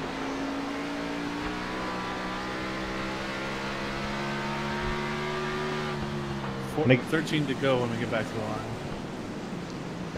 And of course, I certainly don't want to be stuck on the lead battle here, but it's hard not to with Anthony Burrows chasing Caden Honeycutt for the win. Just kind of mention some names here. We have Eric Johnson in 8th, David Wright in 7th, Chris Stouffer 9th. Alec Martinez did end up taking 10th away from Dustin Musil, and it seems like there's actually a little battle here between Stouffer and Alec Martinez. We will go to that now. This has kind of been an ongoing battle here for the last 20 laps between Musil and Alec Martinez, and this is for bragging rights to finish in the top 10 here.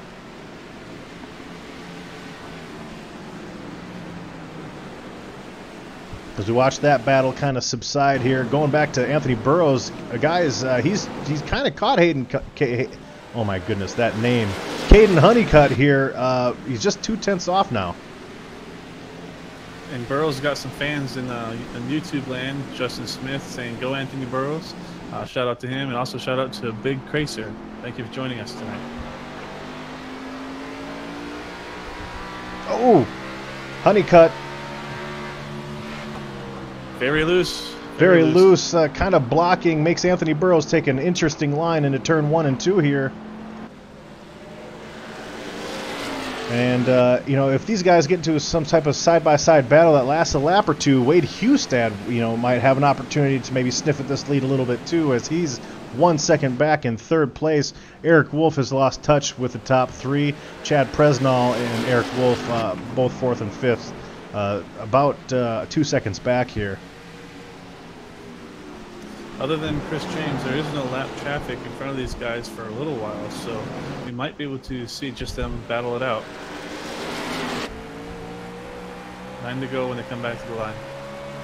9 to go, and then again mentioning Caden Honeycutt here, he could become our 10th winner of the season in race number 20. But Anthony Burrows, he's been the win hog. A win tonight was Caden Honeycutt. Anthony on the inside. Extremely aggressive here. They make contact. Oh my goodness. They save it. What's Chris James going to do? He's going to shake it up. Look for Honeycutt to get. If he gets back to him, Burrows better go. With 8 laps to go, Anthony Burrows makes an incredible move, passing Honeycutt, who, he was slower after making contact with that outside wall. Obviously, no fault there to Anthony Burrows. Honeycutt's going to be driving for everything that he has, and also Wade Hustad again. This might have just, maybe woke him up a bit, as he is now right on the bumper of both of these guys. If Honeycutt gets back, speaking from experience, if Honeycutt gets back to Burrows' bumper, he will.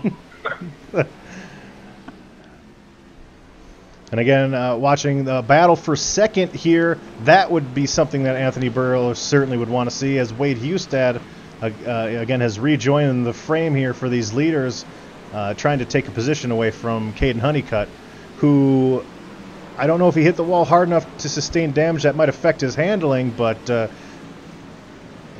it certainly seems that this is not the same Caden Honeycutt that we saw just even a couple laps ago. Rattled. He got his cage rattled a little bit. He needs to settle down and he needs to get back in that rhythm, and he'll catch Burrows, but he's got to settle down extremely quickly.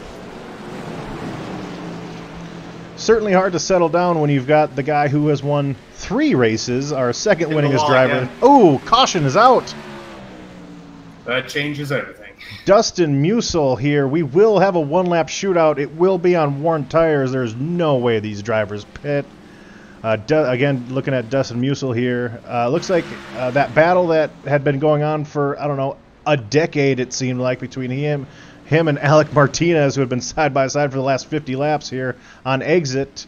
Musil kind of checks up here, and he and Alec Martinez get together, and Alec Martinez, he is our newest addition to the No Nose Club here, Jordan. Modified award. Who's it going to go to? Again, we're going to watch this replay one last time here. Nope. Tries to fake everybody out. Doesn't work. Now, if I'm 5th back, I'm thinking about at least a 4-tire stop, and then hope everybody behind me comes. If 5th place comes with new tires, with these guys on old, it's a tough call. There's going to be wheel spin. We got to watch for that now. It's very interesting because considering the fact that the top 5 has broke away almost every single time. Just kidding. The top 5 has broke away every single time that we've had a green flag run. If I'm Mark Johnson, David Wright, if you couldn't catch him on fresh tires, you're not going to catch him on 50-lap old tires. I certainly would have maybe pitted there. Last night in the Grand National race, Caden was extremely aggressive on the restart. If he wants to lead back, he has to do it again. Hopefully he doesn't wreck Burrows. Hopefully, it doesn't come to that. Burrows, this is the most important restart of Burrows' season, I think. This is it's going to be one of his toughest ones with Hustad and Honeycutt right behind him. Well, and that's one thing. One thing to think about. Wade Hustad will be right behind him as they enter a turn. Wade Hustad could give him a little smooch on the bumper there, because again, bringing up these point standings here, Anthony Burrows has 6 wins. That's a huge advantage for these playoffs. Wade Hustad, even with his 3 wins, is still at a huge disadvantage. So a 4th win would certainly help. Avoiding Anthony Burrows get his 7th win of the season, which just seems crazy to me. That's going to be the goal for Wade Hustad.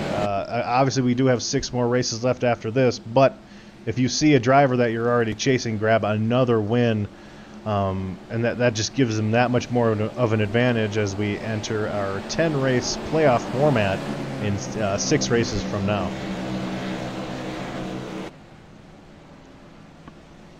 Just worried about the wheel spin here. We've seen it. Where we see it? Texas. We've seen it. Texas. Was Thomas real bad. Harmon.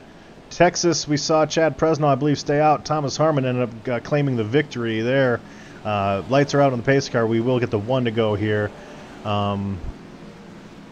Now, if there's a battle, if there's a caution, not involving just the leaders, but if anyone, that's going to end the race right here. So there's absolutely not 1 second that these guys are going to be taking it easy, and this is kind of similar to what we saw last week at Kentucky with a little bit of a 1-lap shootout to end the race here, as Chad Presnell ended up winning that race.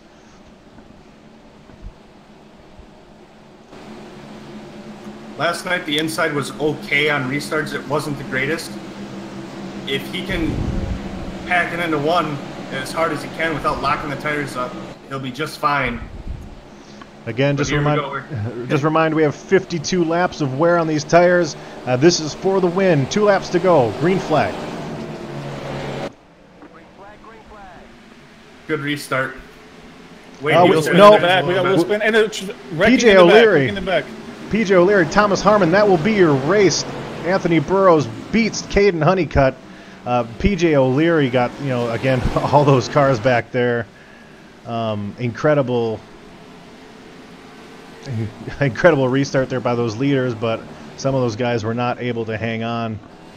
We will watch that replay now, and unfortunate for Thomas Harmon.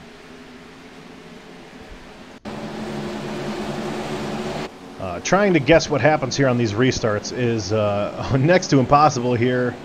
Trying to look here at this replay.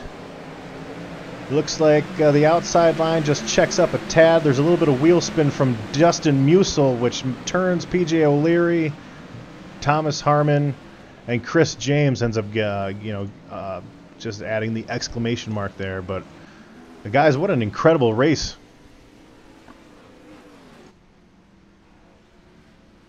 Burrows did exactly what he needed to do. He got aggressive exactly when he should.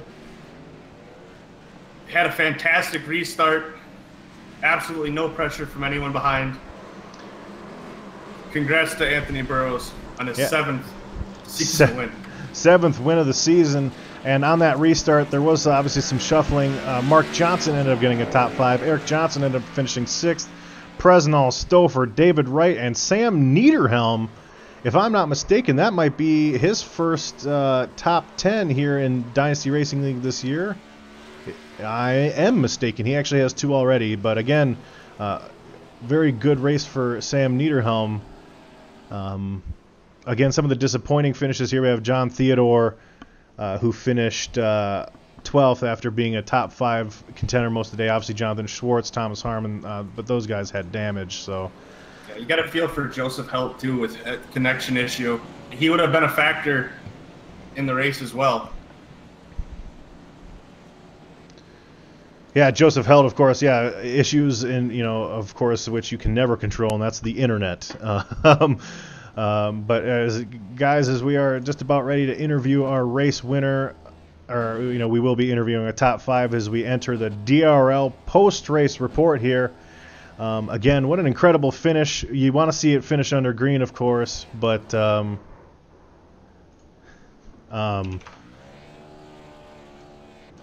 guess this will do. We did see that great battle between Honeycutt and Anthony Burrows here. As we will start bringing in these drivers, trying to find Anthony Burrows.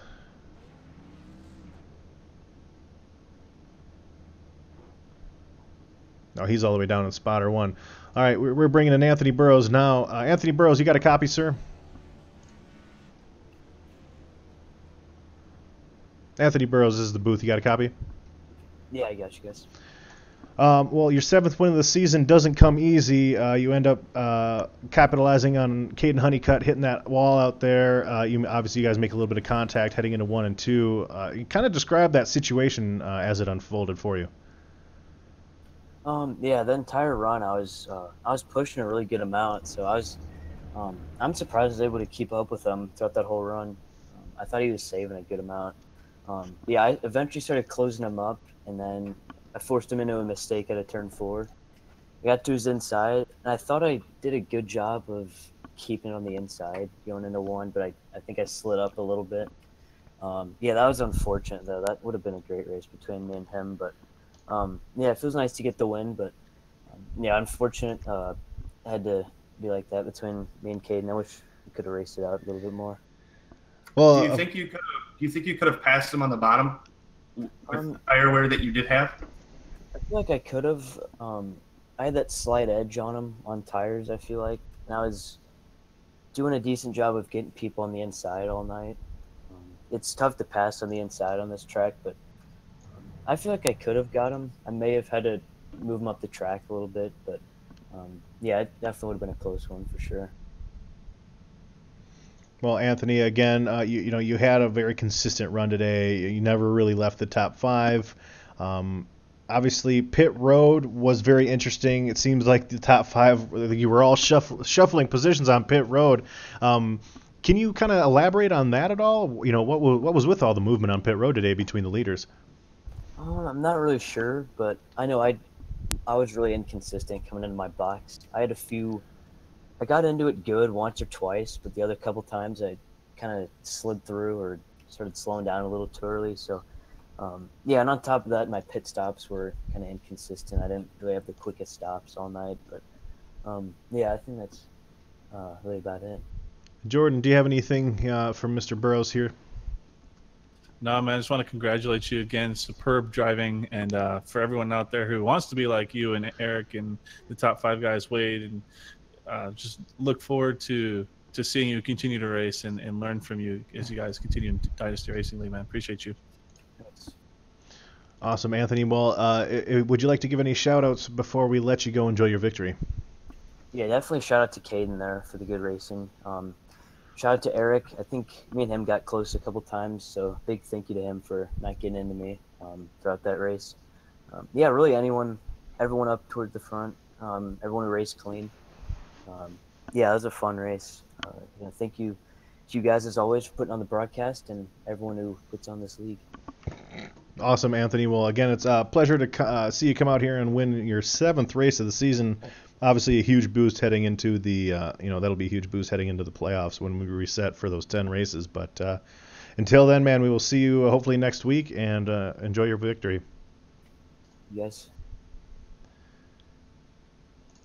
That is Anthony Burrows. Just a reminder, that is his 7th win of the season, and it seems he has to work a little bit harder for each one as we continue to get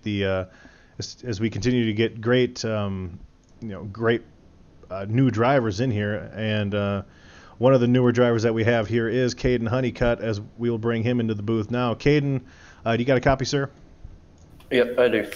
Well, after an eventful win yesterday in the Northeast Ohio Ghostbusters series, tonight you come in, you get that lead off of pit road there, and then you have Anthony Burrows chasing you. What's kind of going through your mind there? As it seemed like those last 3 or 4 laps, he and you both, kind of started hitting the wall a little bit, and experiencing some handling issues with that tire wear that you had. Yeah, it's just really disappointing. I made one mistake off of 4, and then he capitalized on it. He had a really good run on the front stretch, and he just cleared me going to 1. So I don't think the tires were the issue. I think it was just me. He found the right line. I think he found a better line than he ran higher, I think, actually, through 1 and 2. 3 and 4, I was actually kind of beating him, but nonetheless, I was from the race, but definitely disappointed in that. Again, second place, second week in a row. Well, obviously, again, for the second week in a row, also second race in a row that you've been a part of, incredible battle for the lead. Jordan, Ryan, do you guys have anything for Mr. Honeycutt here today? No, man, that was a good race, and sorry it had to end under yellow. It would have been fun to see you and Anthony battle it out there, but unfortunately that wreck in that last restart. What kind of plan did you have coming to that last restart? Coming to the last restart, I was hoping he would spun the tire. I was hoping he would just spun the tires a little harder than I did. That was the only way I was going to beat him, and then, someone didn't trust, went too hard on the gas, and unfortunately they spun themselves out, so but it happens. It will go on. We'll go on tomorrow. We got my favorite race. This week's going to be the Eldora race in the Truck Series. So I'm going to be looking forward to that. I've been looking forward to that race all week. Awesome, Caden. Well, we look forward to watching you tomorrow. Spin some dirt around. But as for last 2 races, great battles. You got a win last night, second place tonight. Hopefully we see you going forward more into the Dynasty Racing League. Oh, yeah. I will be doing this a lot more often. It's a lot more fun. Unfortunately, I won't be in the playoff hunt, so I'll be sitting out for the playoffs, but that's all right. Well, 10-4, Caden. Again, always a pleasure, buddy. Thank you, sir. Now, speaking with, again, our defending series champion, Mr. Eric Wolf here. If we can find him. I can't exactly. Oh, he's the Dysfunctional Patriots. We've got Eric Wolf here in the broadcast booth. Eric, you got a copy, sir? Yeah, I can hear you. You are a pole sitter for today. Again, the 8th time that you've claimed pole here. But unlike last week, where you kind of had some bad luck go your way, this week it seemed like you had an okay race. Can you tell us otherwise? Nah, I agree with that. Last week I kind of drove myself into the wall and the race was over from there, but this time I made an adjustment after me and Anthony stayed out that first time, and it helped me. After that I had pretty good pace for 20 or 30 laps, but I still didn't have the long run pace of those guys, but overall pretty good for me. Now, one thing that I noticed, Ryan noticed, and Jordan noticed as well, is out of the top 5, which certainly was the cream of the crop today, as the top 5 seemed to always break away from the rest. It seemed like you were experiencing a lot more, oversteer or looseness, more so than maybe some of the other guys up front. Is that just a driving style thing, being too hard on equipment, or is there anything that you can add to that? Yeah, I was trying to take it a little bit easier and try to keep the rear under me, but I just wasn't making any time. So, like I said, I forget what lap it was, somewhere around lap 60. I just decided I'm going to run the thing as hard as I possibly can. I got more rear brake in it, and I was really working the rear end then, but I was burning up the right front anyhow, so it was doing okay with the balance, but yeah, it was kind of out of control the whole time. Got me into trouble a couple times. Jordan and Ryan, do you guys have any questions here for Eric Wolf? I don't have any questions. Just saying congratulations to you, Eric. You ran a good race. Congrats on the pole. Keep doing what you're doing, man. You're showing the younger guys and what to do and how to present yourself. So, hats off to you. Keep it up. Thanks, man. Not just the younger guys, but the older guys. I'm like, what, older than you or something? So. Yeah, no, and again, 8 poles. Not to take it away from the fact that you're a champion and that you have wins this season, but 8 poles, Eric. I mean, that's incredible. So, enjoy your top 3 here, and hopefully we see a little bit more of you going forward as we approach the the playoffs here in just a few races. So, Eric, again, as always, it's been a pleasure. Thanks, man. Yeah, looking forward to heading to Pocono. I like that place. Yeah, no, actually, I do too. So it'll be a fun race, and hopefully you come out and get one more victory there to help your seeding when it comes playoff time. Yeah, I hope so too. Thanks. Again, that was Eric Wolf, last year's our defending champion from last year. Let's speak to Wade Hustad here, if we can find Mr. Wade Hustad. Oh, there he is. All right. Bringing in Wade Hustad here to the booth with us. Wade, you got a copy, sir? Hey, I do, Getty. How are you? Doing quite well. You got a solid top 5. You were able to lead the beginning part of the race after you took over first from Eric. After that, though, you kind of got into traffic on that separate, when you had that different tire strategy, restarting 11th. After that, it kind of just seemed like you just couldn't find your way all the way back to the very front. Was that just a track position thing or a clean air thing? It really came down to track position for that. I think we had like 1 or 2 laps in our tires at that point in time, and I knew it was going to be an iffy call. But being up front, if everyone else pitted, I didn't want to be 2-3 tenths off that main pace. So Kate and I were kind of chatting there, and since we're only, I think, 10th and 11th, I said we just kind of got to take our time. We'll get back up through there, and I think we got to 4th and 5th. But with those other fast guys up there on no tires, it still was pretty fast. So it really came down to track position for that. But overall, it was a pretty good race. I was just trying to mind my own business. It's not one of my better tracks. I haven't raced here yet, so was just trying to make it to the end, which we did. It was fun watching Caden and Anthony race there at the end. It was just kind of a bummer to see Chris James kind of get up in there and slow Anthony up a little bit. It's not a way to earn respect in this league, but sometimes that's the way it goes. Yeah, we spoke about that, and actually I was kind of a fan of it. Adds a little bit of some seasoning here to the dish, but as as we are starting to look change our focus here to the playoff aspect, is there really any disappointment at all watching Anthony Burrows claim more bonus points as far as the points reset heading into the playoffs? It's more of a disappointment in reflecting on myself as far as how we're doing this year, but you got to give it to Anthony. He's had a pretty respectable year with those wins and a lot of those top 5s, clean races, lap sled. He's earned every bit of it. So as we head into the chase here, we're just going to have to try to get one up, maybe practice, more than what we do, which, really isn't too much between Chad and I. But other than that, it's just the tracks that we're going to get into with that chase are all tracks that we've been to. So hopefully that pays us dividends when we get to it. But again, it's really just a crapshoot. You have to stay out of trouble, watch for those lappers and everything else that kind of gets you mixed up. But you never know. A late race, yellow can mess up one race, and that can cost you enough points for that championship. So it should be a good time for everybody watching. Those races are going to be critical. Jordan or Ryan, do you have any questions for Mr. Hustad here? No, man. I think you fell to the back at one point, but drove back up. I don't know if that was you or who was that. But you guys were definitely having tremendous technical skills out there. I mean, I was going out ghosting during practice, and I couldn't keep the thing on the track for 2 laps. So hats off to you guys. It was great. Yeah, it was a handful to drive, but overall, I think we had a good stretch there of 10, 20 laps where it was Anthony, Caden, Eric, Chad, and myself just kind of riding top 5, and it was just kind of cool to see. We're all kind of maintaining pace, couldn't gain on each other, but not much you can do. But it was cool to see that shared track and line that we had. Nobody was really pushing the limit. We raced pretty well. Well, awesome, Mr. Hustad. Always a pleasure to watch you and your teammate Chad Presnell go out there and just kind of let it fly. Obviously, next week at Pocono will be kind of a different type of race than New Hampshire, but hopefully you have the same type of luck and you're able to gather another top 5 or hopefully a win. Yeah, we're hoping for a win. I was pretty fast there last time, just kind of got caught up in a little bit of a fender bender and lost all my track speed, but it should be a good race, and hopefully we can get another win. Awesome, Wade. Again, thank you very much for adding to the broadcast, and thank you very much for just having just awesome races and putting on quite a show.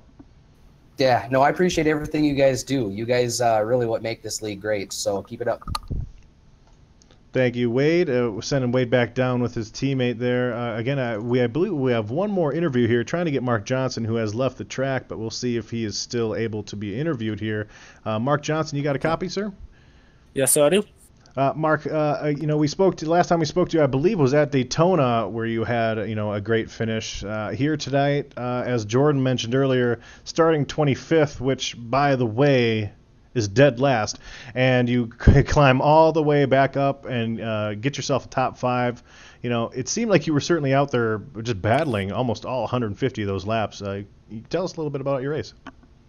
Yeah, I didn't have the best of qualifying. Got loose both laps, pounded the wall. I was pretty upset about that, but good thing it counted, so I didn't have to take an EOL.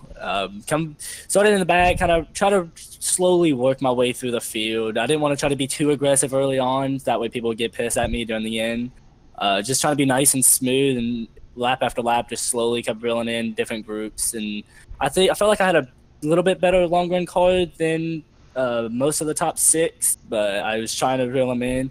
By the time I kind of got up there on that last restart when I started, I think it was 6 or so, that top 5, they were just way too fast all race. I was shocked to see me running up there with them. And then we had Wright and Eric Johnson. They were keeping up with me, and I was surprised that we were all staying within a certain distance of those top 5, because I figured they were going to walk a lot more. But just trying to stay up front all race, I was happy to make it back to the front. And then that last restart, just Hustat spun the tires. I was just able to get that good restart on Hustat and beat him before that caution would fly. Yeah, again, that restart with 54 laps on your tires, kind of a shame it didn't end under green, but there's cars behind that also had tire spin and stuff like that. But again, Mark, do you have anyone that you want to give a shout out to as you claim another top 5 here? Yeah, I got my teammate Gage Roberts. He's watching. Family's watching as well. My dad's watching. I want to thank y'all doing what y'all do every week, every race. It's nice watching it during the race. I like listening to it because y'all do such a great job. So just good job, guys. Well, thank you for the kind words, Mark. Ryan or Jordan, do you have any comments or questions here for Mr. Johnson? Not at all. Just congrats, man, on that big move from 25th to 4th, man. Good job. Thank you very much. Awesome, Mark. Well, we will move you back down. What is your teammate? What team were you in? Just so I know where to put you. Excalibur Racing. Excalibur Racing. All right, awesome. Again, that was interviewing Mark Johnson. That is our top 5, you guys. Again, we were going to look at these official results here. Is there anything you guys can really add that we haven't mentioned already? It was just an incredible race here today. Well, absolutely. You definitely know that there probably will be some talk from the drivers to the admins of the league, simply because of the way some of the things went down in the race. But that's to be looked at. It's the drivers' league. So I look forward to hearing their feedback and helping make sure everything's better for everybody moving forward. And hope you guys tuning in enjoyed it. This is all for you guys. It's for the drivers, and hopefully, if there's anybody out there looking for sponsors, opportunities to sponsor, we have races that you can sponsor individually. Obviously, our series is already covered, but we want to give back to you guys. We want to give back to the drivers as much as we can, and we can't do that without y'all's support. So appreciate you guys. Ryan Hesgard, do you have any closing comments there, sir? I think next week, Pocono is going to be an interesting race for Caden Honeycutt. I'm thinking he's going to turn it up a little bit. He's going to be one to watch next week. He's hungry. He wants that cup win really bad before the playoffs start. He's got the speed. He's got the knowledge. I think he just needs to, I don't want to say focus because I'm sure he's focused, but don't get so rattled when these guys. You're just as fast as them. Use that to your advantage. Yeah, certainly one of the stories that we've seen the last couple of weeks is Caden Honeycutt kind of emerging as a guy kind of getting in the way of some of these guys' plans to win these races here is, but to no avail just yet here in the Molnar Automotive Cup Series. Again, you have been watching the New Hampshire 150 here on DRL TV.